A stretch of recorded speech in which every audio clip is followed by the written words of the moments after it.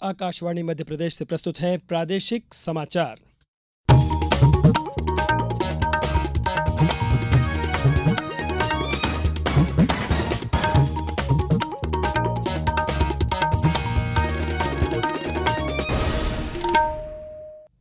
नमस्कार, समाचारों के साथ मैं नवनीत चौबे।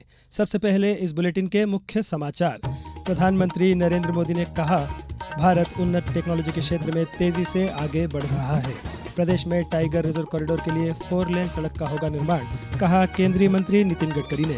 राजधानी भोपाल में आज से स्व सहायता समूहों का 2 दिवसीय आजीविका फ्रेश मेला शुरू और प्रदेश में भारी बारिश का दौर जारी। अगले 24 घंटों के लिए कई जिलों में भारी बारिश का येलो अलर्ट। अब समाचार विस्तार से। प्रधानमंत्री नरेंद्र मोदी ने राष्ट्रीय अंतरिक्ष दिवस के अवसर पर आज कहा कि अंतरिक्ष क्षेत्र में भारत की प्रगति लोगों के जीवन को आसान बना रही है। प्रधानमंत्री ने कहा कि भारत सेमी क्रायोजेनिक इंजन और इलेक्ट्रिक प्रोपल्शन जैसी उन्नत टेक्नोलॉजी के क्षेत्र में तेजी से आगे बढ़ रहा है और शीघ्र ही गगनयान मिशन की शुरुआत करेगा। उन्होंने कहा कि आने वाले समय में भारत अपना अंतरिक्ष स्टेशन बनाएगा। एक वीडियो संदेश में श्री मोदी ने वैज्ञानिकों और सभी युवाओं सहित अंतरिक्ष क्षेत्र से जुड़े हर व्यक्ति को बधाई दी। श्री मोदी ने कहा कि राष्ट्रीय अंतरिक्ष दिवस कम समय में ही युवाओं के बीच उत्साह और आकर्षण का विषय बन गया है। उन्होंने देश के स्टार्टअप और निजी सेक्टर से आगे आने का आह्वान किया कि वो देश को 5 यूनिकॉर्न तैयार करें और प्रतिवर्ष 50 बड़े रॉकेट लॉन्च करने की क्षमता विकसित करें। आज स्पेस डे के दिन मैं देश के स्पेस स्टार्टअप से कहूंगा, क्या हम स्पेस सेक्टर में अगले 5 वर्षों में 5 यूनिकॉर्न खड़े कर सकते हैं? अभी हम भारत की धरती से साल में 5-6 बड़े लॉन्च देखते हैं।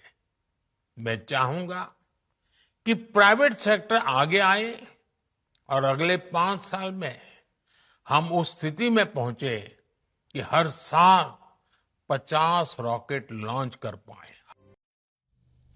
केंद्रीय सड़क परिवहन एवं राजमार्ग मंत्री नितिन गडकरी और मुख्यमंत्री डॉक्टर मोहन यादव ने आज जबलपुर में प्रदेश के सबसे लंबे फ्लाईओवर का लोकार्पण किया। 7 किलोमीटर लंबे इस फ्लाईओवर का नाम वीरांगना रानी दुर्गावती के नाम पर रखा गया है।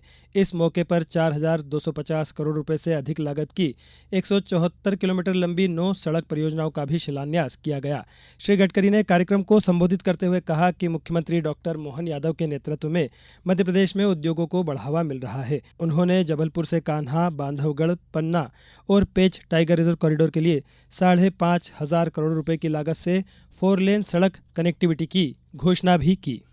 कि मध्य प्रदेश ये वाघों के लिए प्रसिद्ध है।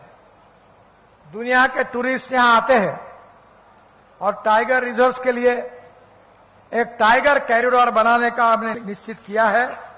जबलपुर से टाइगर रिजर्व तक 4 लेन कनेक्टिविटी की सड़क की कनेक्टिविटी अब होगी, इसकी मैं घोषणा कर रहा हूं। 4,600 करोड़ रुपए की लागत पहले थी, पर अब 5,500 करोड़ तक जाएगी, जिसमें कान्हा, बांधवगढ़, पन्ना और पेंच, ये पूरे इसमें एक टाइगर कॉरिडोर बनाने का काम हम हाथ में ले रहे हैं। इस मौके पर मुख्यमंत्री डॉक्टर मोहन यादव ने कहा कि मध्य प्रदेश कृषि आधारित राज्य है और अच्छी सड़कों से किसानों का जीवन भी बेहतर होता है।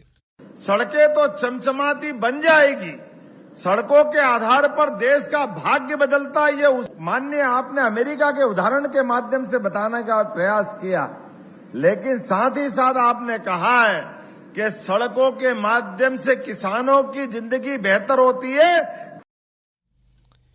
केंद्रीय कृषि एवं किसान कल्याण मंत्री शिवराज सिंह चौहान ने कहा कि भारतीय अंतरिक्ष अनुसंधान संगठन इसरो ने एक भू पोर्टल विकसित किया है। यह पोर्टल सूखा, वर्षा, मौसम और अन्य मापदंडों पर सटीक जानकारी प्रदान करता है, जिससे किसानों को अपनी फसलों की योजना अधिक प्रभावी ढंग से बनाने में मदद मिलती है। आज नई दिल्ली में राष्ट्रीय विज्ञान दिवस समारोह के सत्र को वर्चुअली संबोधित करते हुए उन्होंने कहा कि सरकार को अब फसल नुकसान के सटीक आंकड़े प्राप्त होते हैं। श्री चौहान ने कहा कि यह तकनीक फसल बीमा योजना के तहत किसानों को सटीक मुआवजा देने में सक्षम बनाती है। इसरो ने जो एक जियो पोर्टल विकसित किया है, सूखा हो, बारिश हो, मौसम की सही जानकारी हो, लगभग सटीक हमको मिलती है। उसका जनता की जिंदगी में कितना महत्व हम सब जानते हैं। किसान उसको देख के अब प्लानिंग कर रहा है। अब हम जानते हैं कि जियो पोर्टल मिट्टी की नमी के बारे में भी जानकारी देता है, फसल के स्वास्थ्य के बारे में भी डेटा को एकीकृत करता है और सटीक जानकारी किसान को मिलती है। अब समाचारों में वक्त है एक ब्रेक का। ये समाचार आप आकाशवाणी मध्य प्रदेश से सुन रहे हैं। ये समाचार बुलेटिन YouTube पर Madhya Pradesh news All India Radio channel पर और फेसबुक के साथ ही एक्स प्लेटफॉर्म पर AIR न्यूज भोपाल पेज पर सुने जा सकते हैं। इसके अलावा आप हमारी वेबसाइट newsonair.gov.in पर या न्यूज ऑन AIR ऐप पर भी समाचार सुन सकते हैं। आज कटनी में आयोजित मध्य प्रदेश माइनिंग कॉन्क्लेव 2.0 में मुख्यमंत्री डॉक्टर मोहन यादव ने विषय विशेषज्ञों और निवेशकों के साथ 1-to-1 चर्चा की। कॉन्क्लेव में विभिन्न राज्यों के निवेशक और उद्योगपति शामिल हुए। कॉन्क्लेव का मुख्य फोकस क्षेत्र में कोयला एवं ऊर्जा एवं हाइड्रोकार्बन, प्रौद्योगिकी प्रगति, महत्वपूर्ण खनिज और चूना पत्थर एवं सीमेंट रहे। केंद्रीय संचार मंत्री ज्योतिरादित्य सिंधिया ने आज अशोकनगर जिले के ग्राम पथरिया स्थित नवीन केंद्रीय विद्यालय का शुभारंभ किया। वहीं श्री सिंधिया आज गुना के PM श्री जवाहर नवोदय विद्यालय में आयोजित 33वीं राष्ट्रीय बास्केटबॉल प्रतियोगिता के समापन समारोह में शामिल हुए।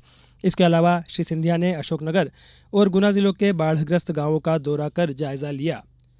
मध्य प्रदेश राज्य ग्रामीण आजीविका मिशन अंतर्गत स्व सहायता समूहों का 2 दिवसीय आजीविका फ्रेश मेला आज से राजधानी के भोपाल हाट में आयोजित किया जा रहा है।